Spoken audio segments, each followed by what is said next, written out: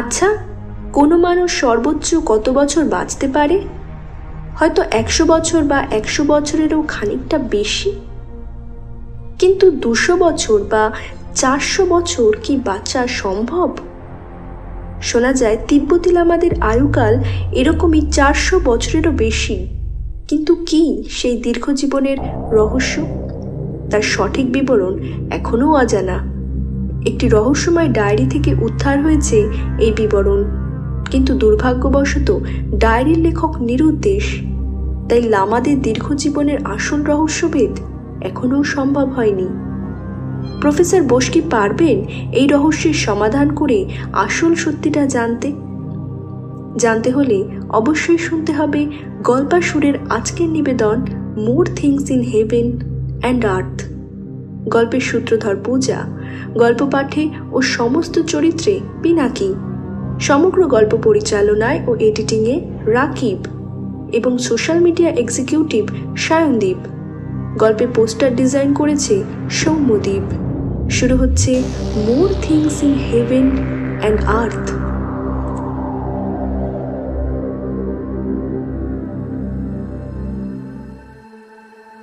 উনিশশো 1965 সালের এক শান্তিময় ভোর। প্রভাত সূর্যের প্রথম কিরণ সিকিমের সাদা বরফে ঢাকা পর্বতশ্রেণীর উপর প্রতিফলিত হয়ে রাঙিয়ে তুলেছে চারিদিক। সেই আলোর ছটা এসে পড়েছে পর্বতের উপরের প্রাচীন বৌদ্ধ গুম্ফার চূড়োয়। চলমান পাক ভারত যুদ্ধের আঁচ এই ঘন বরফের রাজ্যে এসে পৌঁছতে পারেনি এখনো। দিগন্ত জোড়া পাহাড়গুলো যেন সারিবদ্ধ পাহারাদারের মতো বাইরের জগৎ থেকে সযত্নে আগলে রেখেছে এখানকার অনাবিল শান্তি আর প্রাকৃতিক সৌন্দর্যকে। আজ ভোরে গুম্ফার সন্ন্যাসীদের ছোট দলটা একসাথে জড়ো হয়েছে মঠ প্রাঙ্গণের বোধি বৃক্ষের ডান দিকের পিরামিড সদৃশ্য গ্রানাইট পাথরের বেদির সামনে। বেদির পূর্ব প্রান্তে সারিবদ্ধ হয়ে হাঁটু মুড়ে বসে নিবিষ্ট মনে তিব্বতী ভাষায় মন্ত্রোচ্চারণ করে চলেছেন তাঁরা। আজ একটি বিশেষ ঘটনা ঘটতে চলেছে গুম্ফায়। সবকিছু ঠিক থাকলে গুম্ফার মহাগুরু ওয়াংচি আজ তার 80 দিনের মহানিদ্রা ভেঙে নতুন রূপে নতুন জীবন শুরু করতে চলেছেন। শুধু সন্ন্যাসীরাই নয়, একজন বহিরাগত ব্যক্তিও আজ উপস্থিত আছেন গুম্ফার প্রাঙ্গণে। জাতিগতভাবে যিনি একজন বাঙালি, নেশায় ভূপর্যটক। মাস 6 আগে এই পাহাড়ি অঞ্চলে অভিযানে এসে তুষার ঝড়ের কবলে পড়ে মরতে বসেছিলেন। তখন এই বৌদ্ধ সন্ন্যাসীরাই তাকে উদ্ধার করে এনে নতুন প্রাণ দান করেছেন। তারপর থেকে তিনি এই গুম্ফাতেই আছেন। আর সৌভাগ্যবশত আজ এই মাহেন্দ্রক্ষণেও উপস্থিত থাকার সুযোগ পেয়েছেন। পূর্বাকাশে সূর্যের অবস্থান পরিবর্তনের সাথে সাথে সন্ন্যাসীদের মন্ত্রোচ্চারণের তীব্রতাও ক্রমশই বেড়ে চলেছে। সেই সাথে বেড়ে চলেছে বাঙালি ব্যক্তিটির ভিতরের চাপা উত্তেজনা। অনবরত মন্ত্রোচ্চারণের শব্দ, বরফ ছুঁয়ে আসা ভোরের শীতল বাতাস আর ধূপ ধুনোর গন্ধ মিলিয়ে কেমন একটা ঘোর লাগা অনুভূতির জন্ম হচ্ছে। এইভাবে চলতে চলতে একসময় অপেক্ষার প্রহর শেষ হলো। সহসাই একটা যান্ত্রিক ঘর ঘর শব্দ তুলে পাথুরে বেদির দেয়াল ভেদ করে বেরিয়ে এলো কফিন সদৃশ্য একটি বাক্স। সেটা এতক্ষণ বেদির গায়ে এমনভাবে মিশেছিল যে আগে থেকে না জানলে সেটার অস্তিত্ব অনুমান করা অসম্ভব। বাক্সটা বেরিয়ে আসার সাথে সাথে সন্ন্যাসীদের সম্মিলিত মন্ত্রোচ্চারণ থেমে গেল। এবারে তাদের মধ্যে থেকে দুজন সামনে এগিয়ে গিয়ে বাক্সের ভিতর শুয়ে থাকা মহাগুরুর শরীরটাকে ধরে বসিয়ে দিলেন। ধীরে ধীরে চোখ মেললেন মহাগুরু। তখন আরেকজন সন্ন্যাসী উঠে এগিয়ে গিয়ে দাঁড়ালেন মহাগুরুর সামনে। তারপর বললেন, নতুন জীবনে আপনাকে স্বাগতম। মৃদু হেসে মহাগুরু উত্তর দিলেন, পৃথিবীতে শান্তি বর্ষিত হোক। সেদিন সেই গুম্ফা প্রাঙ্গণে উপস্থিত বাঙালি ব্যক্তিটি রাতে ঘুমোতে যাবার আগে প্রদীপের আলোয় নিজের ডায়েরি খুলে লিখতে বসলেন। উত্তেজনায় তার হাত কাঁপছিল, তবু সেই কাঁপা কাঁপা হাতে তিনি লিখলেন, আজ যে অপার্থিব অভিজ্ঞতা অর্জন করলাম তাকে এক কথায় অলৌকিক বলা চলে। এতদিন যা শুধু গল্প কথা বলে ভেবেছি, আজ জানলাম তা বাস্তব। তিব্বতী সাধু সন্তরা যে কিভাবে শত শত বছর বেঁচে থাকেন সেটা জানতে পেরে এখনো গায়ে কাঁটা দিচ্ছে।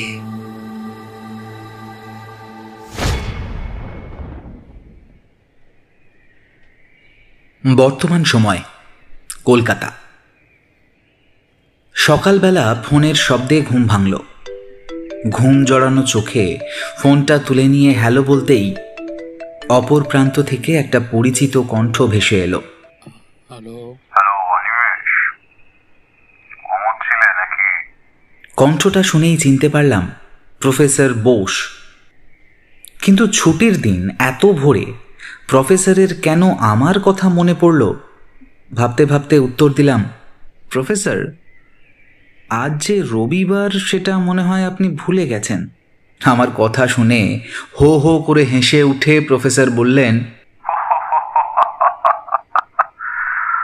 রবিবারের এই সুন্দর সকালে তোমাকে ঘুম থেকে তোলার জন্য আমি খুবই দুঃখিত, কিন্তু বিশেষ দরকার বলেই তোমাকে ফোন করেছি।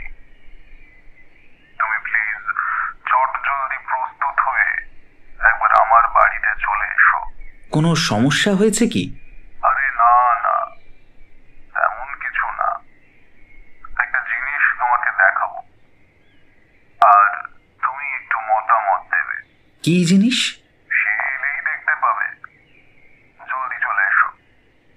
আর শোনো, জিনিসটা হাতে পেয়ে কাল সারা রাত আমি ঘুমোতে পারিনি। আর বুঝলে, সেটা হাতে পেলে তুমিও ঘুমোতে পারতে না।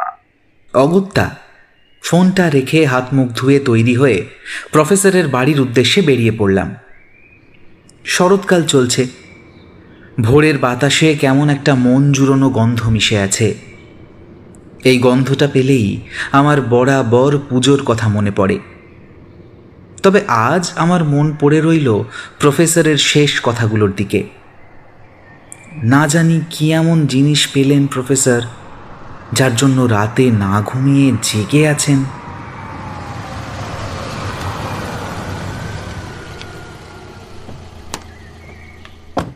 ট্যাক্সি থেকে নেমে প্রফেসরের বাড়ির কড়া নাড়তেই চাকর এসে দরজা খুলে দিল।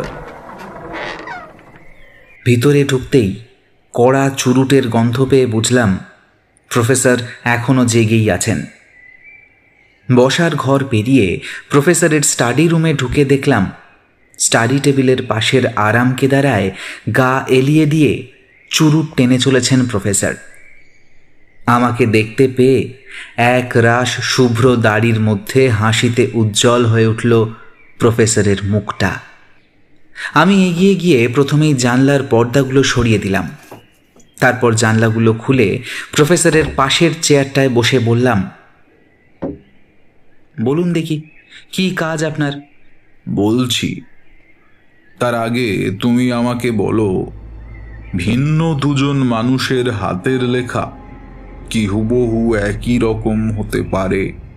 একই রকম হতে পারে, তবে হুবহু বা এক্স্যাক্ট ম্যাচ কখনো হবে না। খুব সামান্য হলেও পার্থক্য থাকবেই। আমি বেশ বিজ্ঞের মতো উত্তর দিলাম। বেশ, তা তুমি কি দুটো হাতের লেখা মিলিয়ে দেখে সেই পার্থক্যটা ধরতে পারবে? এবারে আমি না হেসে পারলাম না। এই কাজের জন্যই তাহলে এই সকালবেলা আমার প্রয়োজন পড়েছে। বললাম, আমার কাজই তো সেটা। এক্সপার্ট কিনা জানি না, তবে এতগুলো বছর ধরে যেহেতু এই কাজ করেই পেট চালাচ্ছি, কাজেই সেটুকু ভরসা আপনি আমার উপর করতেই পারেন। আচ্ছা বাবা, আচ্ছা, ভরসা করি বলেই তো তোমাকে ডাকলাম। যাকে এই দুটো হাতের লেখা মিলিয়ে দেখো তো একটু।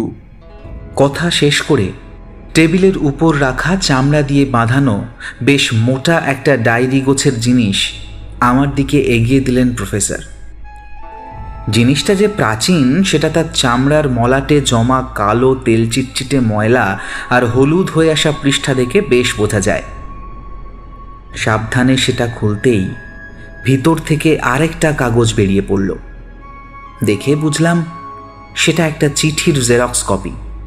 ডায়েরির সাথে চিঠির হাতের লেখাটা একটু মিলিয়ে দেখো, আমাকে বোঝাবার জন্য বললেন প্রফেসর। প্রফেসরের টেবিলে ম্যাগনিফাইং গ্লাস রাখা ছিল। চেয়ারটা ঘুরিয়ে জানলার দিকে মুখ করে ডায়েরি আর চিঠিটা নিয়ে বসলাম। প্রফেসরও চেয়ার ছেড়ে উঠে আমার পিছন থেকে ঝুঁকে পড়ে আমার কাজ দেখতে লাগলেন।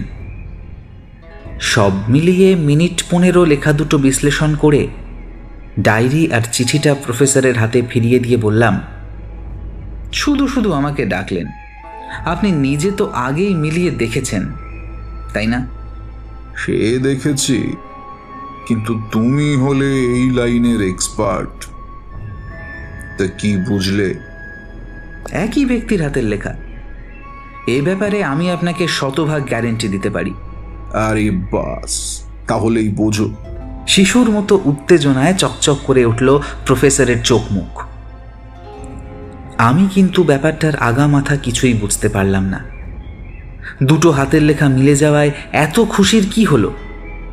জিজ্ঞেস করলাম, ব্যাপারটা কি প্রফেসর? কোনো বিষয় নিয়ে আপনাকে এত উত্তেজিত হতে আগে দেখিনি। রমেশ সেন, এই নামটা তুমি শুনেছ? না, শুনিনি। আমি সত্যি কথাটাই বললাম। আচ্ছা, তবে শোনো। প্রফেসর আবার নিজের আরাম কেদারায় গিয়ে আধশোহা অবস্থায় চুরুট ধরালেন।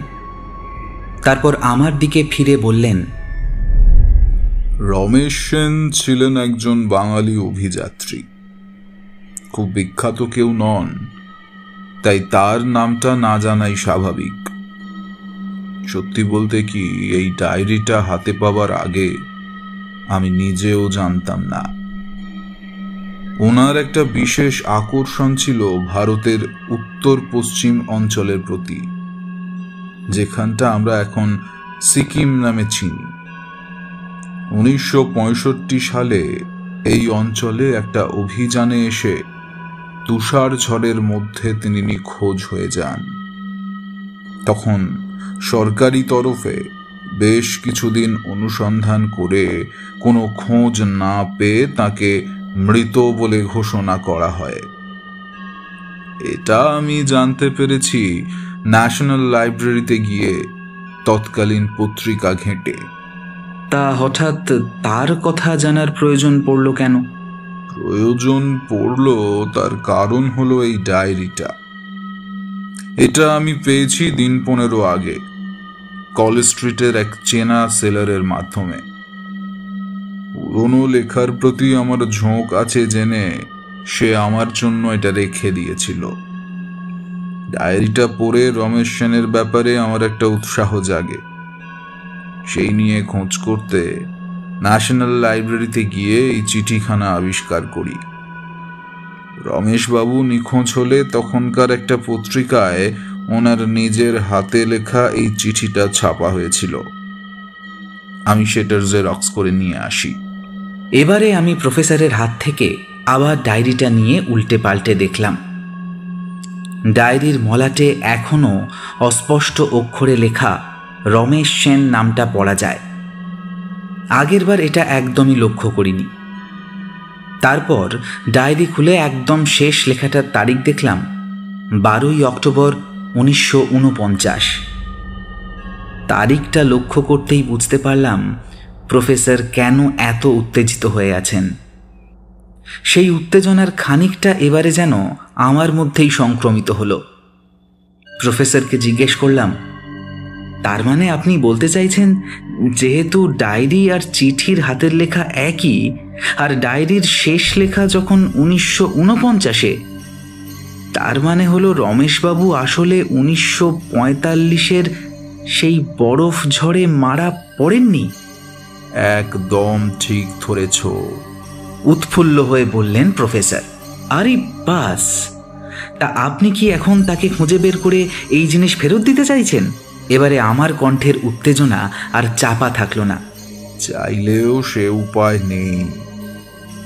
1945-এ রমেশ সেনের বয়স ছিল প্রায় 40 বছর, কাজেই এখন তার খোঁজ করা বৃথা।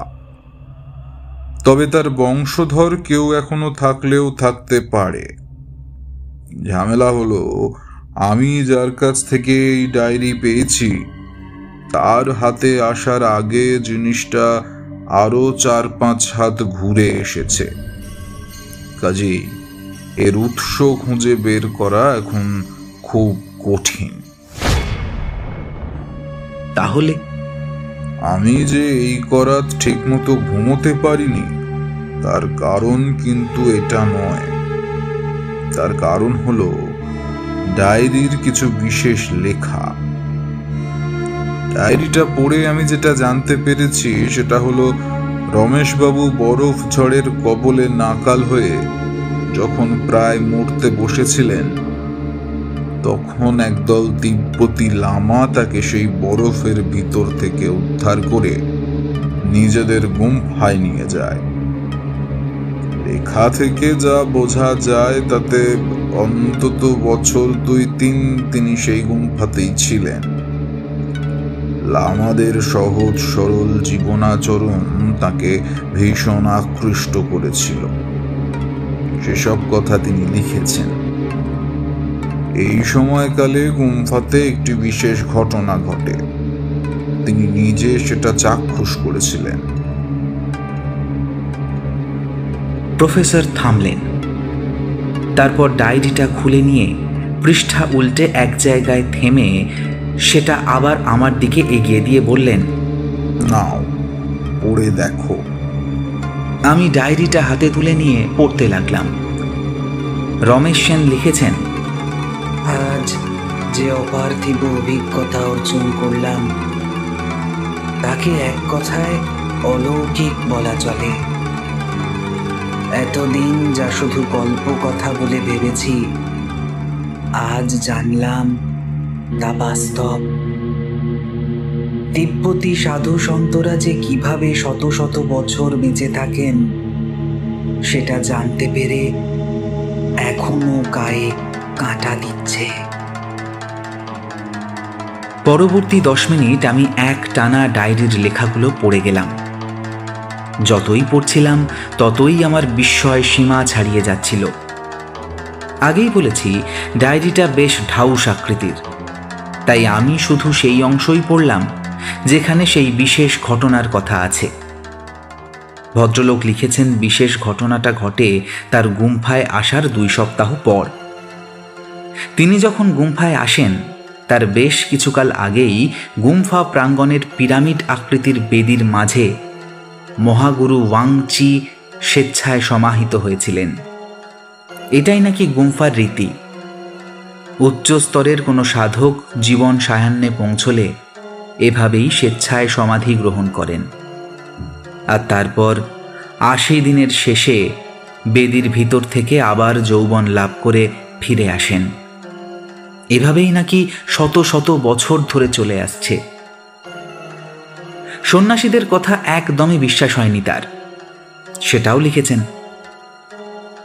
কিন্তু তারপর যেদিন তার চোখের সামনে বেদির ভিতর থেকে মহাগুরু ওয়াংচি ফিরে এলেন, সেদিন আর অবিশ্বাস করতে পারেননি।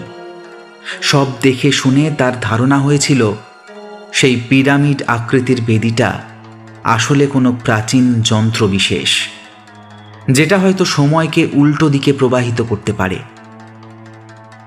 লেখার শেষে তিনি লিখেছেন ভবিষ্যতে এ ব্যাপারে তিনি আরও বিস্তারিত অনুসন্ধান করতে চান। পড়া শেষ করে ডায়েরিটা নামিয়ে রেখে প্রফেসরকে জিজ্ঞেস করলাম, এই ব্যাপারে আর কোনো পৃষ্ঠায় কিছু লেখা আছে কি? তিনি মাথা নেড়ে বললেন, একদমই না। ডায়েরির পরবর্তী পৃষ্ঠাগুলোতে এই ব্যাপারে আর একটা লাইনও লেখেননি ভদ্রলোক।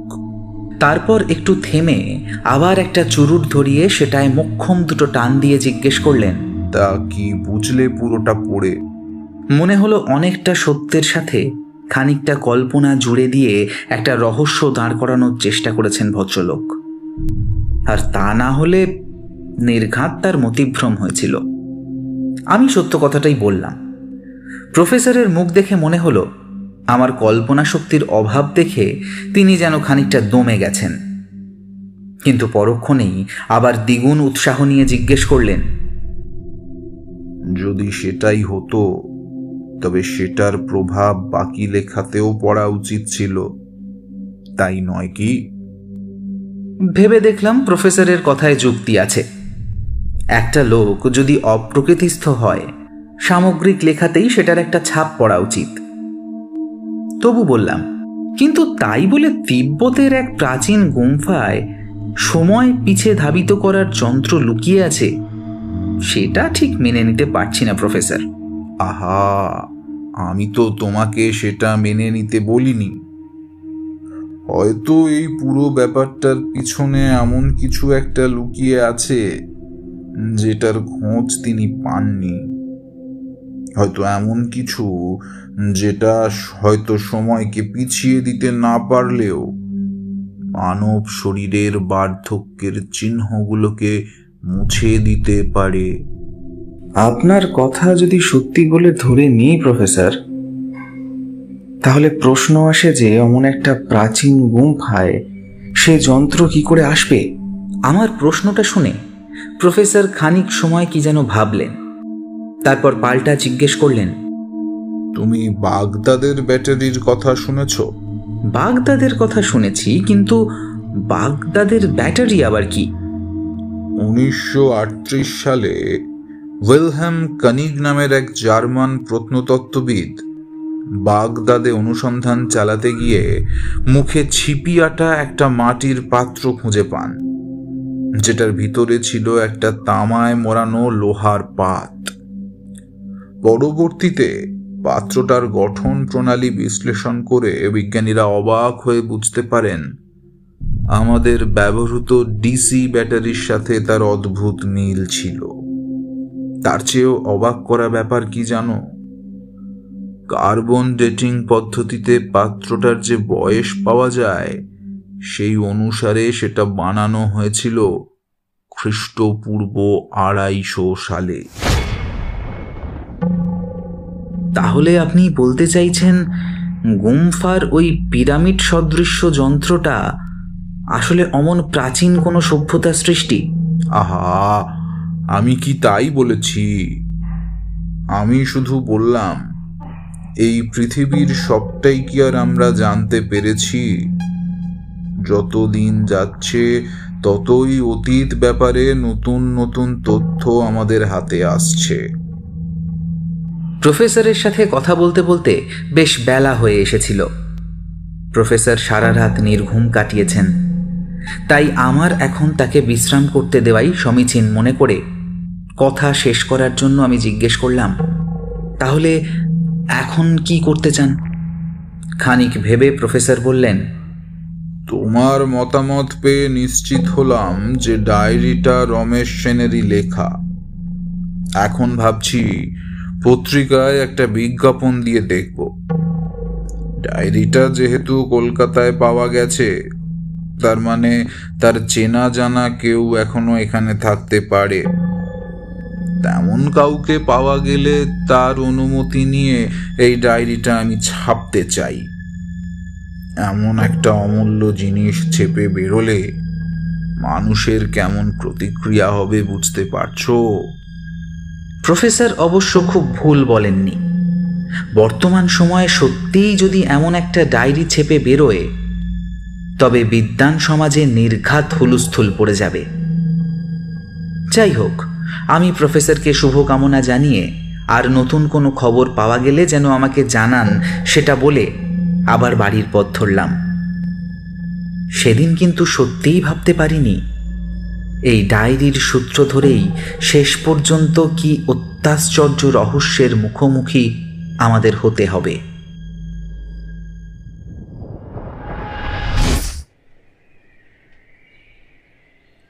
পরদিন সকালে পত্রিকা পড়তে গিয়ে হারানো প্রাপ্তি কলামে প্রফেসরের বিজ্ঞাপনটা চোখে পড়ল।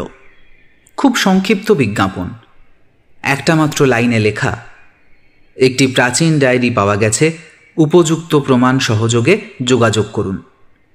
সাথে প্রফেসরের বাড়ির ফোন নম্বরটা দেওয়া। সেদিন আর প্রফেসরের সাথে যোগাযোগ হলো না। পরদিন সন্ধ্যায় একবার ফোন করে জিজ্ঞেস করলাম যে কোনো সাড়া পাওয়া গেছে কিনা, কিন্তু প্রফেসর জানালেন কোনো সাড়া তখনও পর্যন্ত পাওয়া যায়নি। তারপর প্রায় সপ্তাহখানেক কেটে গেল। নানান রকম কাজে ব্যস্ত হয়ে প্রফেসরের সেই ডায়েরির কথা যখন প্রায় ভুলতে বসেছি, তখন একদিন দুপুরবেলা হঠাৎই প্রফেসরের ফোন এলো।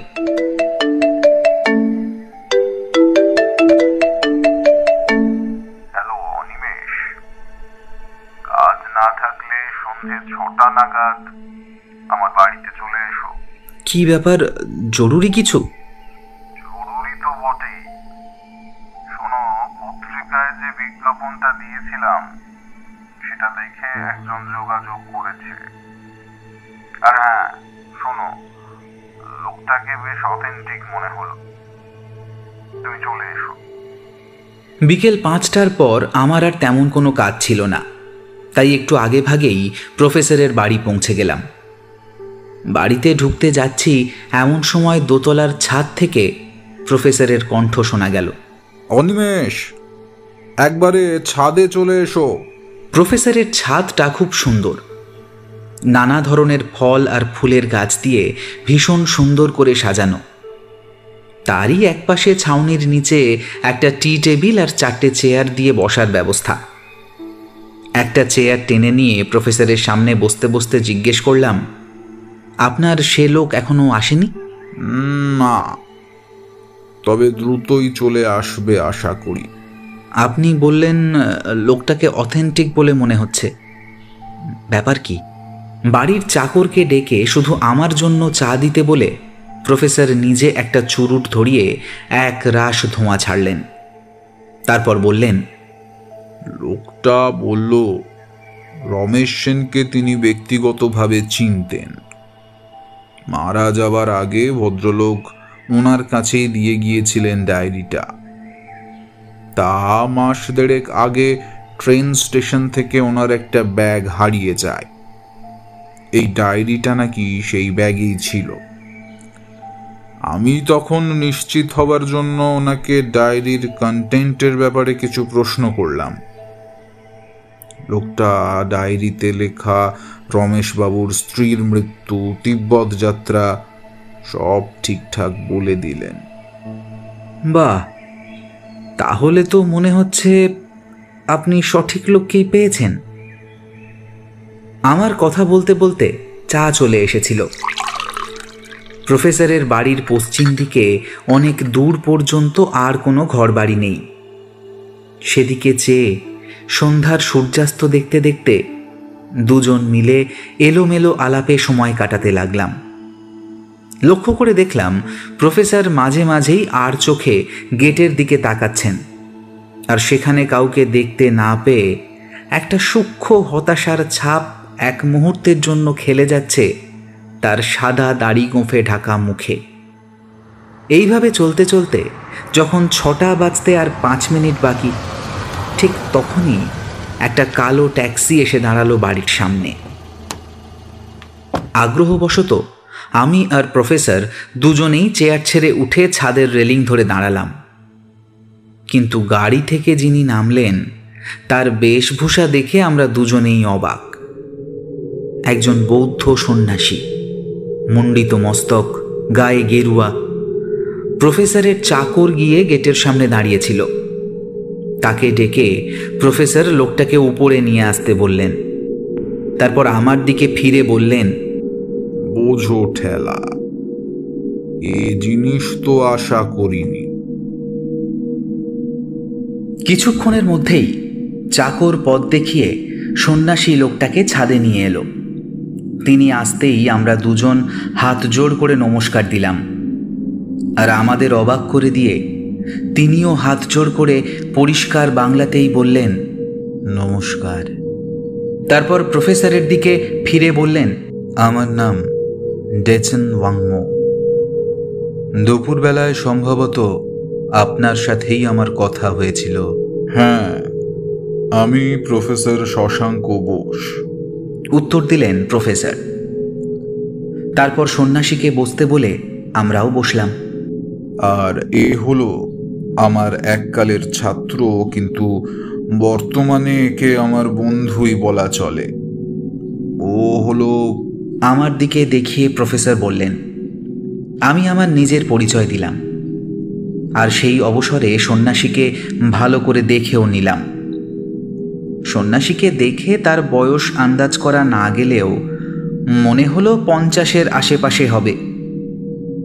আরও দু একটা সৌজন্য সূচক কথাবার্তার পর সন্ন্যাসীকে উদ্দেশ্য করে প্রফেসর বললেন, আপনার ডায়েরিটা আমার কাছেই আছে, তবে যদি কিছু মনে না করেন, সেটা আপনার কাছে তুলে দেবার আগে আমার কিছু জিজ্ঞাস্য ছিল।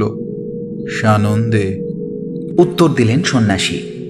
রমেশ সেনের সাথে আপনার পরিচয় কিভাবে হলো, আর ডায়েরিটাই বা আপনার কাছে এলো কি করে? খানিক ভেবে নিয়ে সন্ন্যাসী উত্তর দিলেন, এক কথায় এর উত্তর দেয়া কঠিন। ওনার সাথে আমার কখনো সরাসরি দেখা হয়নি। আমি এই ডায়েরি পাই সিকিমের এক গুম্ফায়। 60-এর দশকে উনি তিব্বতে একটা অভিযানে গিয়েছিলেন।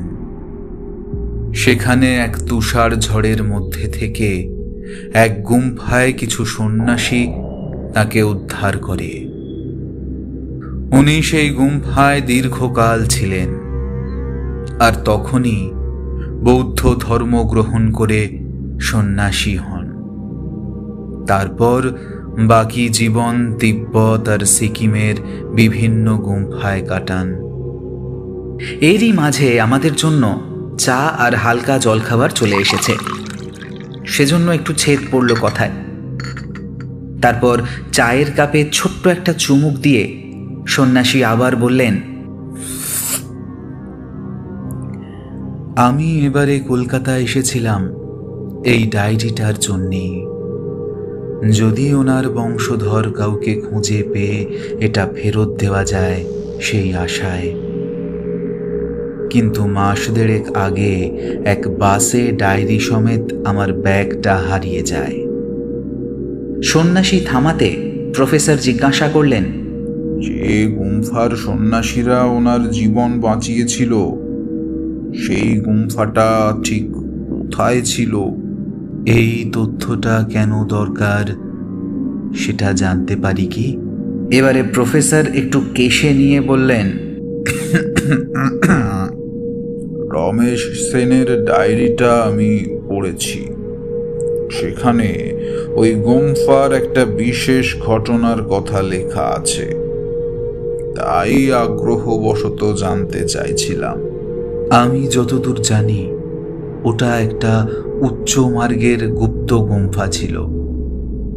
ওটার অবস্থান সাধারণ সন্ন্যাসীরা জানতেন না, আর সত্যি বলতে কি, জানলেও সেটাকে আর খুঁজে পাওয়া যেত না। 1974-এর পর কোনো এক তুষার ধসে সেটা বরফের গর্তে হারিয়ে গেছে বলে শুনেছি। প্রফেসরের মুখ দেখে বেশ হতাশ বলে মনে হলো। তারপর একটু সামলে নিয়ে জিজ্ঞেস করলেন, সেই বিশেষ ঘটনার উপর কোনো আলোকপাত কি আপনি করতে পারেন? তেমন বিশেষ কিছু নয়। সন্ন্যাসীদের মধ্যে অনেকেই ধ্যানের মাধ্যমে সমাধিস্থ হয়ে দীর্ঘকাল কাটাতে পারেন। অমন কোনো ঘটনাকেই হয়তো একটু কল্পনার রং চড়িয়ে লিখেছেন ভদ্রলোক। ক্ষণিকের জন্য একটা নীরবতা নেমে এলো। তারপর প্রফেসরই আবার মুখ খুললেন, কল্পনা হলেও বেশ চিত্তাকর্ষক, সেটা স্বীকার করতেই হবে। সেটা ঠিক বললেন সন্ন্যাসী। আচ্ছা, আমি যদি এই ডায়েরিটা ছেপে বার করতে চাই, সে ব্যাপারে আপনার কোনো আপত্তি আছে কি? সন্ন্যাসীর মুখ দেখে বুঝলাম তিনি বেশ অবাক হয়েছেন। হয়তো এমন প্রস্তাবের জন্য তৈরি ছিলেন না। মনে মনে কিছু একটা ভেবে নিয়ে তিনি বললেন, কিছু মনে করবেন না, সেই অনুমতি তো আমি দিতে পারবো না। যদি ওনার বংশধর কাউকে খুঁজে পাওয়া যায় তবে তারা হয়তো আপনাকে অনুমতি দিতে পারে। বেশ কিছুক্ষণ ধরেই সন্ন্যাসীর মধ্যে একটা উসখুস ভাব কাজ করছিল। সেটা লক্ষ্য করে প্রফেসর তার চেয়ারে ঝোলানো ঝুলির থেকে ডায়েরিটা বের করে সন্ন্যাসীর হাতে তুলে দিয়ে বললেন, আপনাকে একটা শেষ অনুরোধ। আপনার জিনিস যে আপনি বুঝে পেয়েছেন, সেটা যদি এই কাগজটায় একটু লিখে দেন তবে খুব ভালো হয়। ভবিষ্যতে যাতে কোনো ঝামেলা না হয়, এই আর কি। ডায়েরিটা উল্টে পাল্টে ভালো করে দেখে নিয়ে সেটাকে নিজের ঝোলায় পুরে রেখে সন্ন্যাসী কলমটা তুলে নিয়ে সেই কাগজে খসখস করে কিছু একটা লিখে সই করে দিলেন। তারপর হাত জোড় করে নমস্কার করে উঠে দাঁড়ালেন। সবটা যে এভাবে শেষ হবে সেটা আমি ভাবতে পারিনি। প্রফেসর দেখলাম নিজের বুক পকেট থেকে কি একটা কাগজ বের করলেন। ওদিকে সন্ন্যাসী তখন উল্টো ঘুরে পা বাড়িয়েছেন। আমি প্রফেসরকে ডেকে কিছু একটা বলতে যাচ্ছিলাম, এমন সময় প্রফেসর নিজেই সন্ন্যাসীকে ডেকে বললেন, রমেশবাবু, আর একটু বসে যাবেন? প্রফেসরের কথা শুনে আমি যার পর নাই অবাক হয়ে গেলাম। এ কি বলছেন প্রফেসর? কিন্তু তাকে কিছু জিজ্ঞেস করার আগেই অবাক চোখে দেখলাম সন্ন্যাসী থমকে দাঁড়িয়ে পড়েছেন। পুরো ঘটনায় আমি এতটাই অবাক হয়ে গিয়েছিলাম যে কিছুই বলতে পারলাম না। প্রফেসর এবার সন্ন্যাসীকে উদ্দেশ্য করে বললেন, দেখুন, আপনার আসল পরিচয় আমি জেনে গেছি, কাজেই আর গোপন করার চেষ্টা করবেন না। আপনি আমার আর আমার বন্ধুটির উপর পূর্ণ বিশ্বাস রাখতে পারেন। প্রফেসরের অভয়বাণী শুনেই হোক আর কৌতূহল বশেই হোক, সন্ন্যাসী আবার তার আসন গ্রহণ করলেন। তারপর প্রফেসরের দিকে তাকিয়ে বললেন, আপনার ভিতর যে কিছু ক্ষমতা আছে সেটা আমি আপনাকে দেখেই আঁচ করতে পেরেছি, কিন্তু যে দাবিটা আপনি করলেন সেটার সপক্ষে কোনো প্রমাণ আছে কি? তা কিছুটা আছে বটে। কি প্রমাণ? সন্ন্যাসী যেন আমার হয়েই প্রশ্নটা করে দিলেন। প্রফেসর একটু আগেই সন্ন্যাসীর লিখে দেয়া কাগজটা আমার দিকে বাড়িয়ে দিলেন, সেই সাথে পকেটের ভিতর থেকে রমেশ সেনের লেখা সেই পুরনো চিঠির জেরক্স কপিটা। সে দুটো হাতে নিয়ে পাশাপাশি ধরতেই দেখলাম হাতের লেখা দুটো হুবহু মিলে যাচ্ছে। প্রচণ্ড অবিশ্বাস আর বিস্ময়ের সাথে আমি বললাম, কিন্তু কি করে? সেটা আমি কিছুটা আন্দাজ করেছি, তবে আসল সত্যটা তোমাকে একমাত্র এই রমেশবাবুই বলতে পারবেন বলে সন্ন্যাসীর দিকে তাকালেন প্রফেসর। সন্ন্যাসী একটা মৃদু দীর্ঘশ্বাস ছেড়ে বললেন, সেটা আমি বলতে পারবো না। গুপ্ত তথ্য প্রকাশ না করার ব্যাপারে আমি অঙ্গীকারবদ্ধ। আশা করি সেই অঙ্গীকার ভাঙার জন্য আপনারা আমাকে জোর করবেন না। তখন প্রফেসর বললেন, আচ্ছা, তবে আমি যেটা ধারণা করছি সেটাই বলি, কিছু ভুল হলে আপনি শুধরে দেবেন। তারপর যেন আমাকে লক্ষ্য করে লেকচার দিচ্ছেন এমনভাবে প্রফেসর শুরু করলেন, দেখো, অমরত্ব লাভ করা বা মৃত্যুর পর আবার বেঁচে থাকার কথা ভাবলেই আমাদের প্রথম যেটা মনে হয় সেটা হলো একটা প্রাণী তার জড়দেহ নিয়ে শত শত বছর ধরে বেঁচে আছে।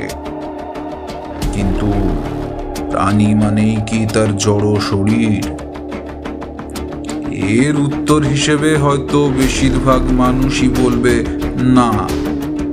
বেশিরভাগ মানুষই বিশ্বাস করে প্রাণী মানে হলো জড় শরীর আর তার ভিতরে থাকা আত্মা বা চেতনা বা কনসিয়াসনেস। আর বিজ্ঞান বলে আত্মা বা কনসিয়াসনেস যে নামেই ডাকি তা সবই হলো মস্তিষ্কের ব্যাপার। মানুষের ক্ষেত্রে বলতে গেলে একটা মানুষের সিদ্ধান্ত, তার ব্যক্তিত্ব, কথা বলার ঢং, তার জীবনের সঞ্চিত জ্ঞান, এই সবই নিয়ন্ত্রিত হয় মস্তিষ্ক থেকে। যেমন ধরো, আজকের এই সন্ধেটা তুমি যেমন ভাবে দেখছো আর রমেশ বাবু যেভাবে দেখছেন সেটা কিন্তু এক নয়। এই যে এক নয়, এটাই হলো একটা মানুষের থেকে আর একটা মানুষের পার্থক্য। কিন্তু এই পার্থক্যটা হলো কেন? হলো কারণ তোমার মস্তিষ্কে আমাকে নিয়ে পুরনো অনেক স্মৃতি জমা আছে, যেটা রমেশ বাবুর নেই। এখন ধরো, যদি তোমার মস্তিষ্কের সকল তথ্য বা স্মৃতি রমেশ বাবুর মস্তিষ্কে কোনোভাবে স্থানান্তর করা যায়, তবে কি হবে? প্রফেসর কোন পথে এগোচ্ছেন সেটা আমি কিছুটা আঁচ করতে পেরে বললাম, প্রফেসর, আপনি কি ব্রেন ট্রান্সপ্লান্টের কথা বলতে চাইছেন? একটু হেসে প্রফেসর বললেন, ঠিক তা নয়। 45-এর ঘটনাটার যে বর্ণনা রমেশবাবু লিখেছেন সেটাতে সার্জারি ধরনের কোনো কিছুর উল্লেখ নেই। তবে সেটার জন্য মস্তিষ্কের কার্যপ্রণালী নিয়ে ভাবতে হবে। আধুনিক বিজ্ঞানের মাধ্যমে যতটা জানা গেছে সেটা হলো মস্তিষ্কে সমস্ত তথ্যই থাকে মস্তিষ্কের কোষ বা নিউরনের মধ্যেকার সংযোগ আকারে।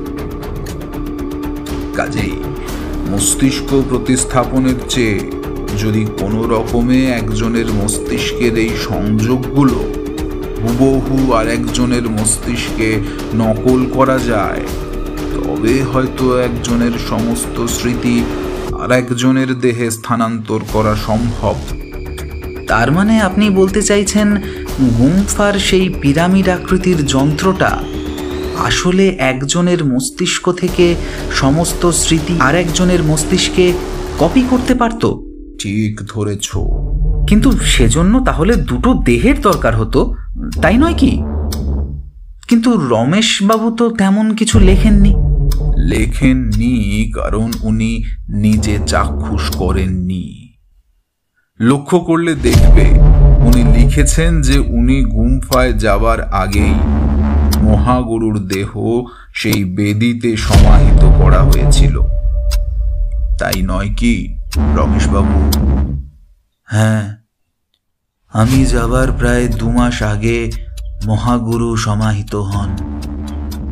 আর দ্বিতীয়বার রমেশবাবু নিজেই ছিলেন যন্ত্রটার ভিতরে, তাই সেবারের ব্যাপারটাও তিনি দেখতে পাননি। এই পর্যন্ত আমি নিজের হাইপোথেসিস খাড়া করতে পেরেছি, কিন্তু রমেশবাবুকে কেন সেই যন্ত্রের ভিতর প্রবেশ করতে হলো আর অতিরিক্ত শরীরটা কোথা থেকে পাওয়া গেল সেটা একমাত্র তিনিই বলতে পারবেন। একটা ছোট্ট দীর্ঘশ্বাস ফেলে সন্ন্যাসী বললেন, গুম্ফাতে আমি প্রায় বছর 5 ছিলাম। এই বছরে তিব্বতের তীব্র শীতের ধকল আমার ফুসফুসে প্রভাব ফেলেছিল। শেষের দিকে আমি প্রচণ্ড অসুস্থ হয়ে পড়ি, কিন্তু আমি যেহেতু তাদের আশ্রিত অতিথি ছিলাম, তাই আমার প্রাণ রক্ষার জন্য মহাগুরুর নির্দেশে আমাকে সমাহিত করা হয়। কথার মাঝে রমেশবাবু একটু থামলেন, তারপর আবার বললেন, আর দ্বিতীয় দেহটা আসতো পূর্বে মারা যাওয়া সন্ন্যাসীদের থেকে। তিব্বতের ওই ভীষণ ঠান্ডায় মৃতদেহে পচন ধরে না, তাই নীরব শরীরে কেউ মারা গেলে তার দেহটা ওই বেদিরই পশ্চিম দিকের 4টে চেম্বারে সংরক্ষিত রাখার ব্যবস্থা ছিল। আমার এই দেহটা ছিল ডেচেন ওয়াংমো নামে এক বালক সন্ন্যাসীর, যিনি মাত্র 9 বছর বয়সে এক দুর্ঘটনায় মারা যান। তাই আমি দেহ পরিবর্তনের পর ওই নামটাই গ্রহণ করি, আর সেই সাথে সন্ন্যাসীও হই। আমি আর প্রফেসর তন্ময় হয়ে শুনছিলাম রমেশবাবুর কথা। একটা ছোট্ট 9 বছরের বালকের দেহে একটা 40 বছরের মানুষের পরিণত মন, ভাবতেই গায়ে কাঁটা দিচ্ছিল। আর সেই সাথে নানা প্রশ্ন এসে জমা হচ্ছিল মনের ভিতর। ইচ্ছে ছিল সেসব প্রশ্ন করব, কিন্তু তার আগেই প্রফেসর জিজ্ঞাসা করলেন, সেই ঘুম ফাটার পরে কি হলো? ঘুম ফাটা সত্যি 55 সালে ধ্বংস হয়ে গেছে। ওটা আপনাকে মিথ্যে বলিনি। সেই সময় আমি ঘুম ফাতে ছিলাম না, তাই প্রাণে বেঁচে যাই। রমেশবাবুর কথা শেষ হতে একটা গভীর নীরবতা নেমে এলো। প্রফেসরও দেখলাম অজান্তেই চুরুটের দিকে হাত বাড়িয়েছেন। তখন আমিও জিজ্ঞেস করলাম, আচ্ছা, গুমফাতে ওই যন্ত্রটা এসেছিল কিভাবে? রমেশবাবু আমার প্রশ্নের কোনো উত্তর দিলেন না। তার বদলে মুখটা তুলে আকাশের দিকে চাইলেন। তারপর যেন নিজের মনেই কথা বলছেন এমনভাবে বললেন, There are more things in heaven and earth than a train team. তার দৃষ্টিপথ ধরে আমরাও আকাশের দিকে চাইলাম। রাতের সেই কালো আকাশের বুকে তখন লক্ষ তারার মেলা বসেছে।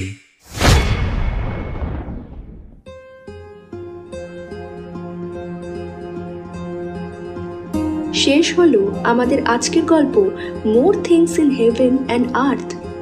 আমাদের নিবেদন, আপনাদের ভালো লেগে থাকলে আমাদের চ্যানেলটিকে লাইক করুন এবং কমেন্ট করুন। আগামী সপ্তাহে গল্পাসুরে শার্লক হোমসের রোমাঞ্চকর পর্ব নিয়ে আমরা আসছি। শুনতে হলে অবশ্যই সাবস্ক্রাইব করুন।